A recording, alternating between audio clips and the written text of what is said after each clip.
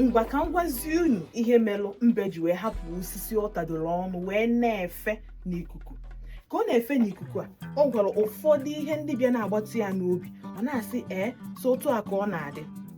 Ihe merụ o ji wee hapụ ya bụ osisi abụrụ ihe ọzọ na-abụrụ onu ndị ọ nọrọ nọgasị n'ala, ndị fugoro ya ka ọ na-efe n'elu wee na-eti, hei, ọlọ mbe na-efe efe ihe a, ka ezi ihe ịrụba ama na-emezi n'oge anyị, ka ihe meziri mbe ji wee na-efe n'elu nyawa na onwe ya, maka na obi ya na-asị ya na ihe ọ na-eme na onwenube anụmanụ menugoro ya.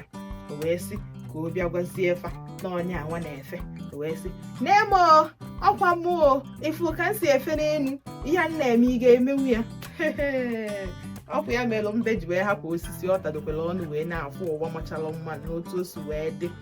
Ka mbe na-adazi, ọ na-asị ọ ka na-efe efe ka ọ na-ada n'anị. Ya bụ mbe, ya bụ ife tọkwalụ m ọchị o. Kedu ka ị ga-esi hapụ osisi ụmụ nnụnụ ji wee na-enyere gị aka ka ife, maka na ị chọrọ ịfụ ihe na-eme n'ụwa. Wee si oke o na nsogbu adịrọ, ọ mgbe ị dalụzi ya bụ ana ka ị ga